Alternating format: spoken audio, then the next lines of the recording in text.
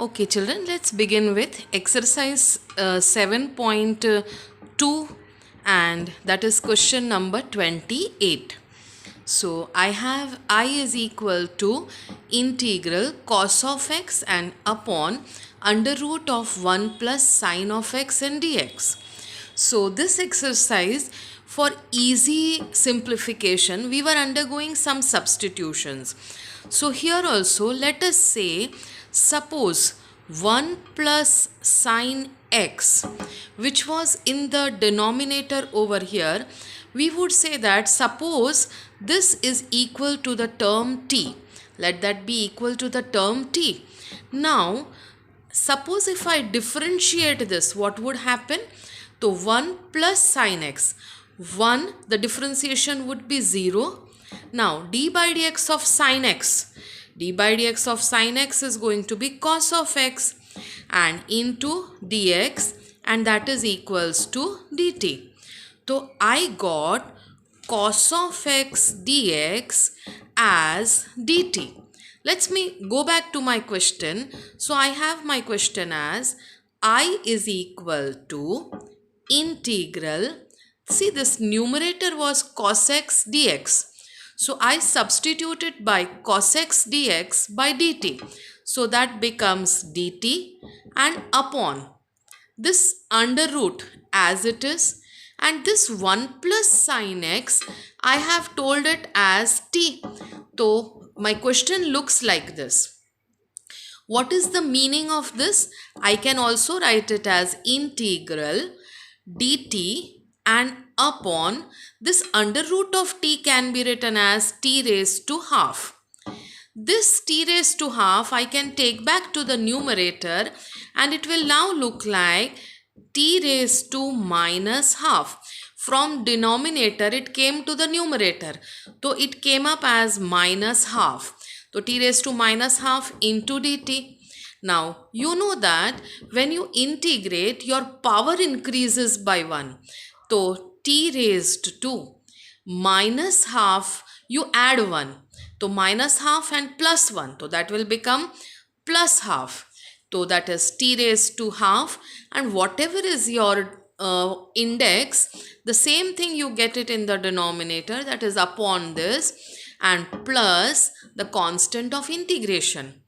This 1 upon 2 comes to the numerator, and denominator ka denominator is 2. It comes to the numerator and becomes 2. And my original question was not t. My original question I had substituted t as 1 plus sine x. So I go back to my question and I substitute my t as 1 plus sine of x, which I had now put it as t, and now I'm resubstituting the value of t, and that was having the power 1 half and plus the constant of integration c. If you wish, you can also write it as 2, and this power half means under root. So I can write it as under root of 1 plus sine of x and plus c. So this is my question. Let's go to the next question. Next question I have, that is question 29. I is equal to cot of x into log of sine x. So here also, for some easy simplification, I need to do some substitution. So I will say let what? I will say let log of this sine x term be equal to some term t. Now it is log of sine x. So when you do differentiation, log x ka differentiation is what? 1 upon x. So log of sine x ka differentiation will be what? 1 upon sine of x. So log के bracket में जो भी होता है, that will become 1 upon that bracket. So log of sine x का differentiation will become 1 upon sine x. But you know chain rule, that if the bracket term is not a simple x, you differentiate the bracket term again. So into d by dx of sine x, if you do, that is going to be cos of x, and into dx cos of x into dx, and that is equals to dt. Now, cos upon sine, so that is going to be cot. So, cot of x dx is equal to dt. Now, see my question. My question consists of cot of x and dx. So, this cot of x term and dx term togetherly in my question it becomes I is equal to integral. Instead of this cot of x into dx, I have my substitution as dt, and this term log of sin x I have substituted over here as t. So my question looks like this: integral t dt, and that's so very simple. Now you know integration of x is x square upon 2. So integration of t will be t square upon 2 and plus the constant of integration that is equal to, now 1 upon 2 as it is I will write. This t square was not initially in my question. I had substituted log of sin x as t. So now I resubstitute the value of t as log of sin x. So instead of t, I have log of sin x. This is the value of t and the whole square. This t was squared, so this is squared, and plus the constant of integration c. Let's go to the next question. That is, we move to the next question, that is I is equal to integral sine of x upon 1 plus cos x.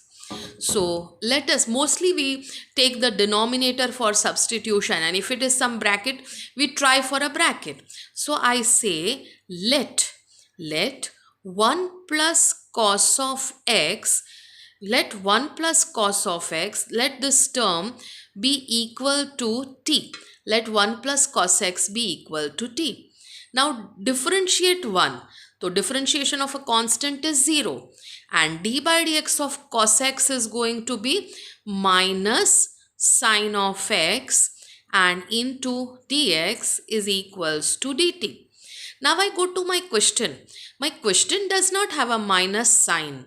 So what I do is, this minus sign which was what with sign, I transfer it to the other side. So I say sine of x into dx is equal to minus dt.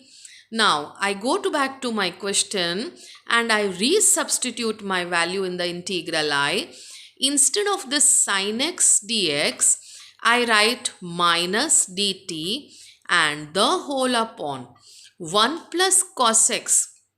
This 1 plus cos x, I had substituted it as t. So, and upon t. So, this is so very simple. I take the minus sign outside and it is integral 1 upon t into dt. And that is very well known, right? I know what is integration of 1 upon x. 1 upon x is log x. So, 1 upon t will be log t. So, that is log of modulus of t and plus c. But initially the question was not containing the term t. So I resubstitute the value of t. Let me see what was t. I had taken 1 plus cos x as t. So in my modulus, instead of t, I put 1 plus cos of x. So minus log of modulus of 1 plus cos x and plus c. Okay. So now I go to the next question. This is so very similar to the original one. I have sin x upon, only the difference is 1 plus cos is having a power. So I say put 1 plus cos of x is equal to t. Now differentiation of 1 is 0, cos x is minus sine of x and dx, and that is equals to dt. The minus sign I transfer to the other side. So sine dx is equals to minus dt. I go back to my question. I is equal to integral. Now this sine of x dx, I am going to write it as minus dt and upon this term 1 plus cos, I have taken it as t. So that I am going to write it as t square. So that is going to be, I can write it as integral t square. You bring it to the numerator, it becomes t raised to minus 2 into dt, and that minus sign which was over here, I write it outside the integral sign. So now that is going to be equal to minus. Now integration of any term, power increases by 1. So t raised to, it was minus 2. The power will increase by 1. Minus 2 and plus 1. So minus 2 and plus 1. So that is going to be minus 1. And whatever the power is, the same term you write it in the denominator and plus c. This minus into this minus will become plus. No need to write that 1. So answer is t raised to minus 1 and plus c. This t raised to minus 1, I can write it as 1 upon t and plus c. So therefore my answer becomes 1 upon t. I resubstitute my value, that was 1 plus cos of x and plus c. So here we end up with this question over here.